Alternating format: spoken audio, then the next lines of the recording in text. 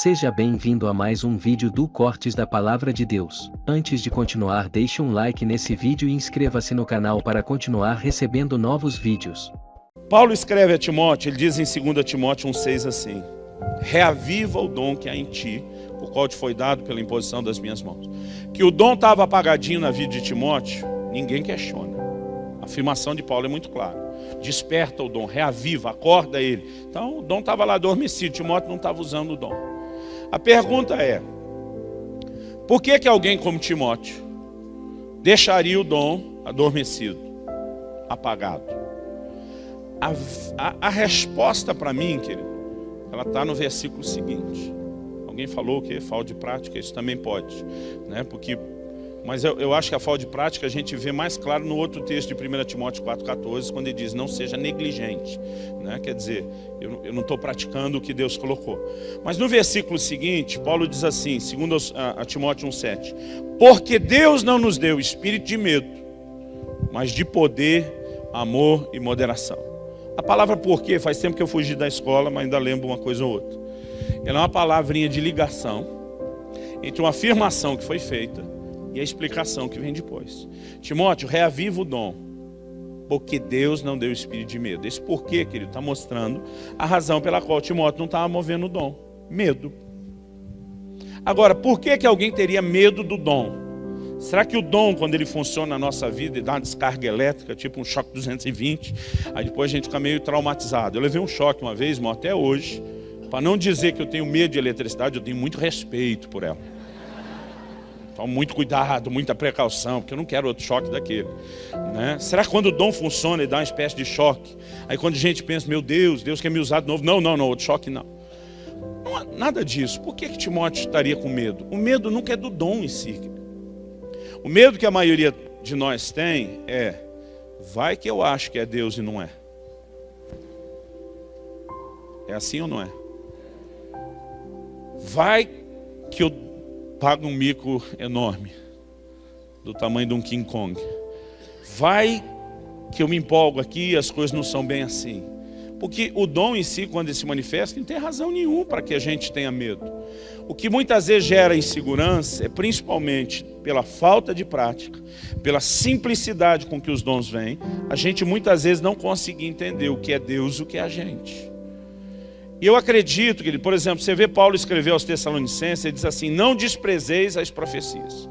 Vamos se perguntar por que Paulo diria para os irmãos de Tessalônica para não desprezar as profecias. Será que eles eram aquele tipo de gente que não está nem aí para o que Deus está falando? Não. Esse não é o perfil que a Escritura, que a Bíblia faz deles. Pelo contrário, nessa mesma primeira carta de Paulo aos Tessalonicenses, ele elogia os irmãos, dizendo: vocês receberam a minha palavra, não como palavra de homem, mas como palavra de Deus. Então, eles não estavam com nenhum problema dizendo: não queremos ouvir a Deus, não queremos levar a sério as coisas de Deus. Agora, por que esse pessoal agiria dessa forma? Irmão, quando Paulo diz: não desprezeis as profecias, ele fala isso depois de uma outra afirmação. Quando ele diz assim: não apagueis o Espírito. Muitas vezes, querido, a razão pela qual nós desprezamos algumas profecias não é porque não queremos ouvir Deus. É porque tem profecia que cá entre nós não tem cara de profecia. Porque o fluir profético é muito simples. A Bíblia diz: o que profetiza, fala aos homens, exortando, né, edificando e consolando. Essa inspiração profética, querido, ela é uma coisa muito simples. Eu já tive situações, me lembro de uma vez que um profeta assim, me deu uma palavra. Eu estava indo para uma reunião de oração e Deus foi falando comigo no caminho. Foi a primeira vez assim que o Espírito Santo falou claro comigo, no meu interior, sobre minha vida, meu ministério. Tem coisas que eu ouvi naquela ocasião, que hoje, 25 anos depois, né, estão se cumprindo, estão sendo vividos. Foi algo muito especial. Mas, a hora que eu entrei na reunião de oração, tinha esse cara lá profetizando, que eu nunca vi na minha vida, para uma pessoa. E a hora que eu entrei, ele olhou para mim e disse: você, ainda achei que era com de trás, não descreveu minha roupa. O Senhor me manda te dizer isso. E ele começa a falar aquilo tudo.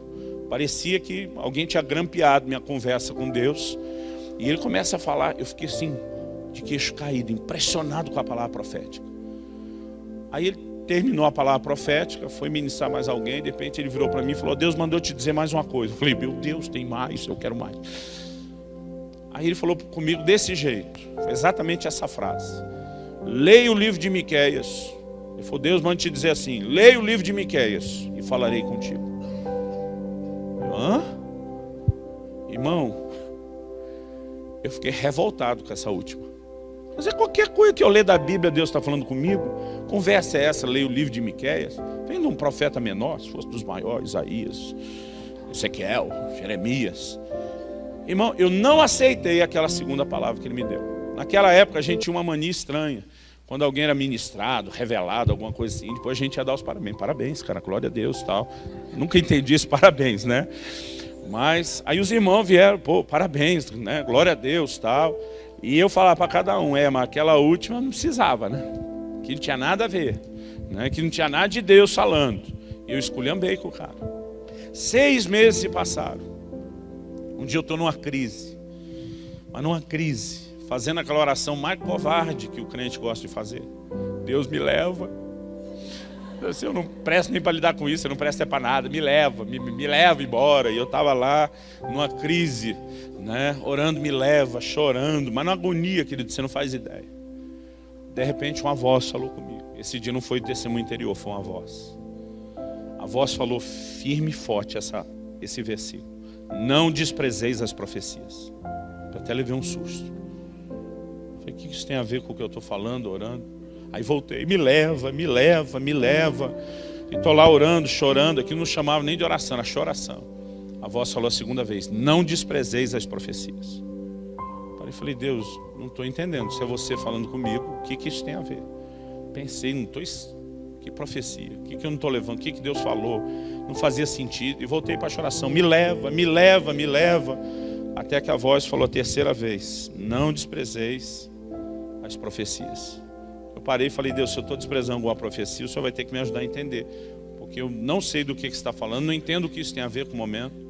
Eu falei: então se eu estou desprezando, me mostra o que é. Quando eu falei me mostra, foi quando passasse um filme na minha frente. Eu naquela sala, naquela casa de oração. Aquele camarada me apontando o dedo e dizendo: Deus mandou te dizer mais uma coisa, né? E eu vejo ele na minha frente falando como se eu estivesse naquela sala: leia o livro de Miqueias, falarei contigo. Eu falei: não, a do Miqueias não. Não, essa não pode ser. Eu falei: isso não pode ser profecia. Qualquer um fala uma coisa dessa. Se eu ler qualquer coisa da Bíblia, o senhor está falando comigo. Não pode. Mas eu, muito impactado, tanto com a coisa que eu vi, com a visão que eu tive, eu peguei a Bíblia, abri Miqueias, falei: ai. Aí fui lá para o livro de Miqueias. Irmão, quando eu comecei a ler aquela porção do livro de Miqueias, Deus tinha pré-selecionado, mais de 6 meses antes da minha crise, um texto que tinha uma resposta personalizada para o que eu estava passando. Penso que me arrancou da crise, que me fez desistir de querer ser levado embora, foi Deus falando comigo no livro de Miqueias. Por que eu estou te contando isso? Tem palavra profética, querido, que ela pode não ter cara de palavra profética. E eu estou dizendo isso, querido, eu não quero empolgar você demais com profecia. Ninguém pode ser dirigido por profecia. A Bíblia diz que nós somos guiados pelo Espírito de Deus. Agora, o mesmo Espírito Santo que nos guia, querido, ele pode trazer confirmações da direção na sua vida por meio de palavra profética. Deus me deu um ministério de ensino. A gente trabalha muito com a literatura. Pensa na coisa, querido, que eu mais ouço me profetizarem é a respeito dos livros e dos materiais que a gente publica de ensino. Né? São pessoas assim, diferentes lugares do mundo, que nunca me viram o tempo todo falando: olha, Deus te chamou, né, para trabalhar com a literatura, para ensinar as nações. Eu estou sempre ouvindo. Eu não preciso ouvir aquilo para saber o que eu tenho que fazer. Eu já sei o que eu tenho que fazer. Mas o fato de tanta gente estar sempre falando sobre isso vai alimentando aquela segurança de que eu estou me movendo na direção correta. Eu estou há quase 8 anos morando em Curitiba. Eu passei 9 anos morando em Guarapuava, no interior do Paraná. Me mudei para Irati. Fiquei ali 2 anos e meio, mais ou menos. E o meu plano era ficar cerca de 4 anos em Irati antes de ir para Curitiba. Mas Deus começou a me incomodar que eu deveria acelerar a ida para Curitiba. Irmão, quando eu tinha essa direção, aonde eu chegava, lá vinham os profetas que não sabem guardar segredo. Sabe que Deus está te chamando para a capital, sim, sei. Sabe que você tem no máximo tanto tempo para ir para Curitiba, sim, eu sei. Irmão, agora, eu não fui para Curitiba Porque um monte de profeta falou para eu ir. Eu sabia que aquele monte de profeta estava confirmando uma direção que eu já tinha. Amém? Então, você não tem que fazer coisa nenhuma, querido, porque alguém te profetizou para fazer. Eu digo isso na minha igreja. Eu digo, mesmo se for eu que profetizar para vocês, não faça porque eu profetizei. Mas a gente precisa entender a importância, querido. Em 1 Coríntios 12 aqui, olha o versículo 2. Ele diz, sabeis que outrora, quando éreis gentios, está falando antes da conversão, deixáveis conduzir-vos aos ídolos mudos, segundo éreis guiados. Por que Paulo fala de ídolos mudos? Salmo 115 diz que eles têm olhos, mas não veem, têm ouvido e não ouve, nariz e não cheira, mão e não apalpa, pé e não anda, e boca e não fala. Mas se a gente pode chamar eles de mudo, porque tem boca e não fala, a gente pode chamar eles de cego, porque tem olhos e não vem, de surdo, né, de paralítico, de... O que a gente chama alguém que não cheira? Tem nariz e não cheira. Tem algum nome para isso? Ok, esse a gente pula. A gente chama de tem nariz e não cheira. Mas aqui, quando Paulo fala a respeito de ídolo mudo, o que ele está querendo dizer? Os falsos deuses, que não eram deuses, que você servia antes de conhecer o Deus vivo e verdadeiro, eles não falavam na sua vida. E Paulo está fazendo um contraste entre os falsos deuses que não falavam e um Deus que nós servimos hoje que fala. Irmãos, Deus é um Deus que fala, você pode dizer amém? No versículo 3 ele diz assim, eu vos faço compreender que ninguém que fala pelo Espírito de Deus. A definição de profetizar é falar por outro. Então, é Deus movendo outras pessoas pelo seu Espírito, para que Ele, através deles, fale.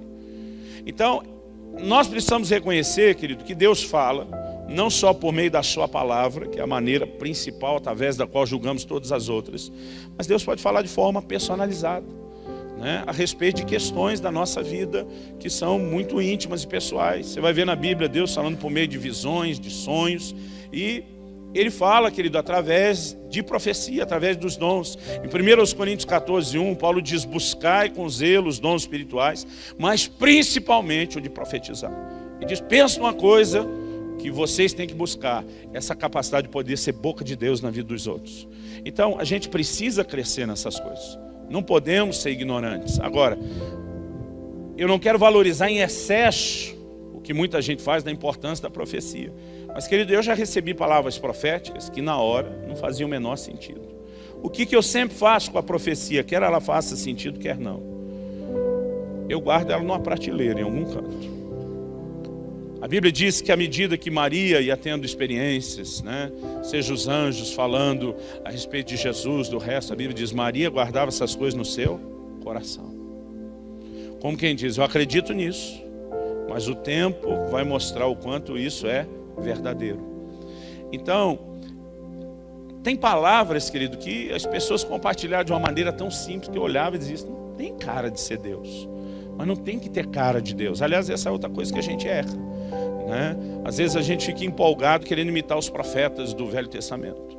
Assim diz o Senhor dos Exércitos. No Novo Testamento você não vê isso. No Novo Testamento tem uma vez Ágabo, um dos profetas, que diz, assim diz o Espírito Santo. Mas nós podemos, querido, com muita naturalidade, com muita simplicidade, repartir o que Deus está falando. Nós podemos fazer isso de forma simples. Eu digo que quanto mais simples for, querido, melhor. Para que você aprenda, para que você cresça, para que você se exercite, para que a gente não torne essas coisas absolutas, esse tipo de palavra. E eu decidi colocar em prática essa lição, né, de ir se aproximando, fazendo a checagem. E sabe, querido, eu quando comecei a andar no meio dos carismáticos, dos pentecostais, pessoal que tinha mais experiência com os dons, eu descobri um universo diferente, desde o estilo de pregação. Então, no ambiente onde eu cresci, né, das igrejas tradicionais, tinham pregadores que eles liam o sermão dele. Era uma coisa bem elaborada, intelectualmente, né, as palavras, mas não tinha toda essa empolgação, né, da escola pentecostal. Eu até hoje gosto, que não quero parecer que estou falando mal, eu até hoje gosto desses pregadores pentecostal, dos canela de fogo. Esses caras são empolgados demais. Você está ouvindo os caras, você fica lá, eu muitas vezes sentado, o cara dizendo, eu vou voar, né? Eles conseguem bombar você, animar. Então, não quero parecer que estou falando mal, mas na escola pentecostal, tudo é espetacular, tudo é extraordinário, tudo é impressionante. E muitas vezes ouvindo esses caras dar os testemunhos, pregando o que Deus fez, eu tinha um misto de tristeza com alegria. Alegria porque eu pensava, que bom que isso aconteceu na vida desse cara, que Deus deu essa experiência para ele. Mas o misto de tristeza junto era eu pensava, isso nunca vai acontecer comigo. Eu tinha um colega que ele dizia assim, nós os meros mortais, era a sensação que eu tinha, isso nunca vai acontecer comigo. Agora, quando eu comecei a conhecer os homens, mulheres de Deus que moviam nos dons, quando eu mesmo comecei a mover nos dons, você começa a descobrir, querido, que tem o bastidor por trás da cena e que a coisa não é sempre tão espetacular quanto parece. Para quem está recebendo sempre vai soar muito mais espetacular do que para quem está ministrando. Então o que a gente tem que aprender é a simplicidade. E aí eu quero te contar uma história que é um clássico. Quando eu ensino sobre os dons espirituais não dá para faltar. Eu uma vez fiz uma viagem, morava em Guarapuava ainda, no interior do Paraná.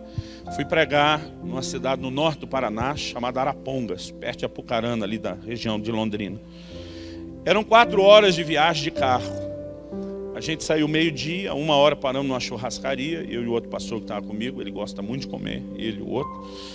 E lá pelas 2 da tarde a gente retomou. Então assim, 1 hora parado, 1 hora andando, ainda faltava 3 horas de viagem. Perto das 5 horas nós estamos chegando. Nós estamos no último trecho, entre Apucarana e Arapongas, deve dar uns 18 quilômetros a estrada só. Nós estamos nesse último trecho. Só que já desde 1 hora antes, me deu do nada na viagem, uma vontade, mas que não é nem vontade, era um desespero, uma vontade de comer pamonha. Eu virei para esse pastor que estava comigo e falei, velho, você vê uma barraca de pamonha, para. Eu só lembro dele me olhando por cima do óculos, perguntando, e cabe? Fazia 2 horas que a gente tinha saído da churrascaria. Eu falei, se não couber, nós levamos para a viagem. E ele estava lá, mantendo a velocidade do carro. Eu via de longe uma barraca dessa de beira da estrada. Já começava a dizer, freia, reduz. Reduz, porque se tiver aberto você tem que parar. Se você passar, vai voltar. Mas não era a época do milho. A maior parte dessas barracas que vendiam esses produtos, tudo fechado, não tinha nada. E assim foi durante 1 hora. Eu, quando passou a Apucarana, eu já sabia que era pertinho, já tinha praticamente desistido. De repente, ele que está dirigindo me cutuca. Falou, ainda quer a pamonha? Eu falei, por quê? Diz, olha lá. Eu olho, irmãos, uma placa gigante, pamonha. Ele falou, pelo tamanho da placa, essa barraca não fecha nunca. Eu falei, encosta. Encostou, descemos do carro. Quando descemos do carro, eu percebi que tinha um cara, não me lembro se era um muro ou uma cerca, mas tinha alguma coisa que dividia o terreno. Tinha um cara encostado na cerca, a barraca estava um pouco mais longe. E quando eu desci do carro, eu percebi que aquele cara ficava olhando fixadamente para mim, que é a forma bonita de dizer que ele estava me encarando. Eu nasci e cresci num lar cristão, irmãos, graças a Deus. E o que a gente aprendeu quando criança, meu pai dizia, no que depender de vós, tem de paz com todos os homens. Tipo assim, faça a sua parte. A gente brincava que Jesus disse, bater na face e virar outra, mas não falou o que fazer depois da outra, a gente descia o braço. Depois que eu fui batizado do Espírito Santo, graças a Deus eu nunca mais briguei, irmão. Desde os 15 anos, zerado, graças a Deus, nunca mais briguei. Mas até os 15, irmão. Só Deus sabe quantas vezes isso aconteceu. Então a gente fazia de tudo para não entrar na briga. Mas se entrasse, fazia de tudo para não sair. Minha mãe disse que nunca ouviu meu pai falar isso. Mas eu e meus irmãos, a gente acredita que meu pai dizia, se apanhar na rua, vai apanhar em casa. Então assim, faz de tudo para não brigar, mas se entrar. E eu cresci, querido, na periferia de Campinas, uma das cidades mais violentas aí do país. Você aprende desde cedo as leis de sobrevivência. Então o cara te olhava feio, se olhava de volta, encarava também. Quem chamava para briga era o mais valente. A gente era treinado nesse tipo de comportamento. Depois dos 15 eu parei de brigar, mas levou muito tempo, infelizmente, para eu parar de encarar. Então assim, era uma coisa instintiva. Quando eu vi o cara olhando, e esse dia, a hora que eu desci do carro, que eu vejo que o cara não pode me encarar, a hora que eu vi, já estava eu lá.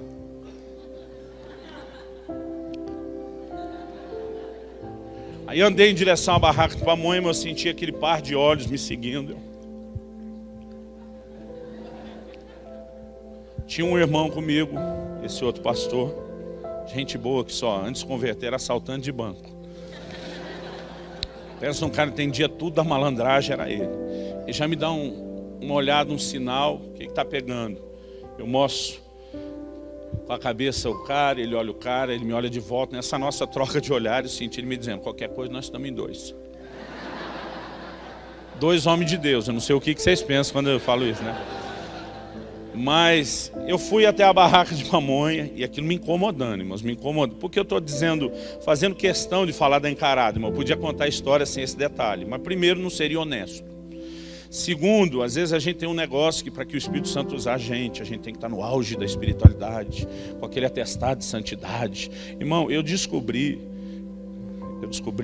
parece que a descoberta foi só minha, eu também descobri, como qualquer outro lendo a Bíblia, que Deus colocou o tesouro em vaso de barro. Se eu e você formos esperar que ele ficar perfeito para começar a ser usado por Deus, vai demorar esse negócio, né? Algo que nós precisamos entender é que Deus vai usar a gente como eu e você. A Bíblia diz, Elias era homem semelhante a nós, igualzinho a gente, sujeito às mesmas paixões, aos altos e baixos, e Deus pode usar o cara, então Deus pode usar a gente. Nesse momento que ele não estava ali orando no Espírito Santo, falando em línguas, eu estava era na carne, incomodado já com o cara, né? E aí eu chego, escolho a pamonha que eu quero, pago, mas eu estou me sentindo uma criatura doida, porque assim, era um desespero tão grande por aquela pamonha. Eu brinco, parece que uma coisa tinha entrado em mim e queria comer pamonha. Pamonha. Aí eu estava me achando doido com isso, né? Agora, o que aconteceu? Na hora que eu chego ali, eu estou dizendo, meu Deus, eu estou ficando louco. Faz 2 horas que nós saímos de uma churrascaria. Para que comprar essa pamonha agora? Para que? Eu estou assim, sem entender o que é aquela compulsão por pamonha. E eu comecei a dizer, Deus, eu tenho certeza que eu não estou louco. Eu digo, mas todo louco não acha que é louco, então eu achar que não estou louco não é nenhuma garantia. Irmão, minha cabeça está pirando. Aí, a hora que eu pago a pamonha, já estou incomodado com aquilo, e a pessoa me entrega a pamonha. A hora que eu peguei ela na mão, sumiu a vontade de comer pamonha. Do jeito que veio, foi embora. E eu me senti, com perdão da palavra, que da criatura mais idiota desse mundo. O que eu estou fazendo com essa pamonha? Por que eu comprei isso? Aí sim me bateu aquele momento de insanidade. Eu falei, eu estou louco mesmo. Mas naquele afã de dizer não estou louco, tentando entender, eu falei, Deus, haveria algum motivo para você ter me trazido aqui comprar essa pamonha que não seja eu comer ela? Aí eu pensei, estou louco mesmo, acabei de botar Deus no meio da história. Mas irmão, eu fiz a pergunta sem esperar a resposta. E a palavra de conhecimento veio. Eu não ouvi uma voz, eu não tive uma visão, mas aquele testemunho interior me pegou forte por dentro. Essa pamonha não é para você. É para aquele cara para quem você está olhando feio. Ele me pôs à prova. E ele me disse, Deus, se você existe e se você se importa, manda alguém aqui me pagar uma pamonha. E eu te trouxe aqui por causa dele. Eu queria ter dito aleluia, glória a Deus. Eu pensei, estou louco mesmo. Mas eu pensava, só tem um jeito de descobrir. É conferir, fazer a checagem. Mas eu pensei, já não está aquele clima. Eu vou chegar lá e dizer, Deus mandou dar uma pamonha. Quer me dar uma pamonhada, o tempo vai fechar. Mas se fechar, nós estamos em 2. Daqui a pouco aqui 2. Eu não sou mal do que ele, eu aguento com ele sozinho. Irmão, quando eu falei isso, aguento com ele sozinho, eu lembrei, meu Deus, eu sou crente. Meu Deus, eu sou pastor. Eu não posso brigar. Nessa altura que eu lembrei que eu sou crente, que eu sou pastor, eu penso, como é que eu vou lá agora dizer que Deus me mandou aqui? Aí eu pensei, vou pedir ajuda pro meu amigo. Chamei ele. Falei, amigão, você não vai acreditar, mas sumiu a vontade de comer pamonha. E me olhou por cima do óculos de novo e disse, agora você vai comer. Você me buzinou 1 hora por causa dessa pamonha. Eu falei, cara, você não entende. Ele falou, nem tente explicar. Eu pensei, não posso contar com ele. Aí peguei a pamonha, fiquei olhando o cara. Falei, só tem um jeito de descobrir, eu vou lá. Mas eu pensei, agora? Carei ele esse tempo todo. Eu falei, mas ele não me conhece. Ele não sabe nem como eu sou. Então eu vou continuar olhando para ele desse jeito. Vou falar meio rude, atravessado, e vai achar que é meu normal. Dissimulei, para não dizer fingir, que é mais feio, né? Então, encarnei essa nova personalidade. Continuei olhando torto para ele. Fui com aquela ginga de malandro. Cheguei pertinho dele, já fui dando de dedo. Falei, aí meu irmão, pode parecer estranho, mas Deus mandou aqui para lhe entregar essa pamonha. Eu brinco que só faltou fazer assim, né? Deus mandou aqui para lhe dar essa pamonha. A hora que eu falei isso, os olhos dele encheram de lágrimas, começou a escorrer. Eu por fora mantive aquela cara de paisagem, mas por dentro já estava que nem o Dunga. Yes. Antes que desse tempo de eu fazer a pergunta, a checagem, ele me disse, moço, faz 3 dias que eu não como. Ele disse, faz 1 hora que eu cheguei aqui. Isso, quando ele falou 1 hora, fez muito sentido para mim. Ele disse, faz 1 hora que eu cheguei aqui, eu desafiei a Deus. Eu falei, Deus, se você existe, e se você se importa, manda alguém aqui me pagar uma pamonha. Ele falou, mesmo sem dinheiro, eu decidi não pedir nada. Ele falou, eu estava quase indo embora, que já estava aqui há 1 hora. De repente seu carro parou. Quando você desceu, eu ficava olhando e perguntando, será que é esse? E eu achando que ele queria briga. Irmãos, eu tenho visto muita confusão mesmo dentro da igreja, está na cabeça das pessoas. O fato de ele estar olhando, encarando o tempo todo, é porque... Eu tenho um amigo que disse que cara feia para mim é fome. Eu digo, não é que ele tinha razão? Agora, no momento que eu estou ali, que eu entreguei a pamonha, que ele está me falando isso, eu desafiei Deus, sabe, que era a primeira palavra de conhecimento que eu tinha. Por isso que eu digo, querido, a gente tem que interagir com o Espírito Santo no primeiro nível. E aí nós vamos passar para o próximo. Aí me veio a palavra de conhecimento. O Senhor falou comigo, ele não pediu a pamonha apenas porque ele está 3 dias sem comer. Ele é um desviado de uma igreja que ensina que ele cometeu o pecado para a morte. O pedido dele pela pamonha, Deus, você existe, você se importa. É uma forma dele tentar saber se ele ainda é aceito, se ele ainda é amado. Eu quero que você diga que ele tem o meu perdão. Eu quero que você diga que eu estou chamando ele de volta. Aí, meu amigo, foi a vez de eu entrar, né? E eu dei essa palavra para ele e falei, ó, Deus está me dizendo que a sua oração não foi só por causa da fome, foi por causa disso, você vendo aí. Quando eu comecei a falar, esse cara chorava que nem criança. Chorava, né? Foi um momento assim, muito especial de Deus. Saí, voltei, entrei para o carro, eu estava tão impressionado com o que aconteceu, que eu fiquei quieto, só processando, que não falava nada. E eu nem contei nada para esse irmão que estava comigo. A gente terminou de chegar no destino, estava pertinho. Quando chegamos na casa do pastor lá de Arapongas, que nós entramos, ele tinha preparado um café, um negócio assim imenso. Vamos sentar, tomar um café. Eu olhei e falei, misericórdia, nós saímos de uma churrascaria fazia o quê? 3 horas, né? Eu falei, nós estamos cheios de comida, não tem como tomar café não. Aí esse meu amigo linguarudo diz, mas para parar, comprar pamonha podia. Por causa do que ele falou, eu me senti na obrigação de explicar. Eu falei, olha, eu comprei a pamonha, mas eu não comi a pamonha. Aí ele falou, não comeu? Aí eu contei a história, que nem ele sabia dos detalhes. Enquanto eu contava a história da palavra que Deus me deu, de como Deus me usou na vida do cara, a mulher do pastor chegou a chorar, né? Ouvindo só a história do resultado, o negócio assim era muito impressionante. E quando eu vi o pessoal, né, emocionado, me ouvir contando aquela história, eu lembrei de como eu me sentia ouvindo os pregadores pentecostais, onde tudo era espetacular tal, e a gente tinha aquela sensação, isso nunca vai acontecer comigo. Naquela hora, irmão, eu tomei uma decisão. Eu falei, eu não vou mais dar nenhum testemunho dessa forma. Irmão, eu não menti, eu não aumentei, eu não exagerei. Só que eu não contei a parte humana. Não contei o dilema, será que é, será que não é? Não contei minhas dúvidas, só contei o resultado de como Deus me usou. Mas ouvindo só aquilo, a coisa era muito espetacular. Eu tomei a decisão, falei, daqui para frente, eu vou contar as experiências dos dons, abrindo a caixa preta, os bastidores sobre como funciona. Eu tinha um amigo que dizia que o Luciano é o Mr. M dos dons espirituais. Não sei quantos lembram aquele cara que estragava o segredo dos mágicos. Eu faço a mesma coisa com a pastorzada hoje. A gente abre a caixa preta e mostra, querido, que o dom pode ser espetacular no resultado, mas o funcionamento é simples. Porque eu poderia, querido, contar até hoje a história da pamonha naquela versão espetacular. Eu tenho até uma versão pentecostal para a história da... Gente, vocês fazem muita questão do intervalo? Será que os irmãos que estão na cantina fazem questão do intervalo para poder vender para vocês?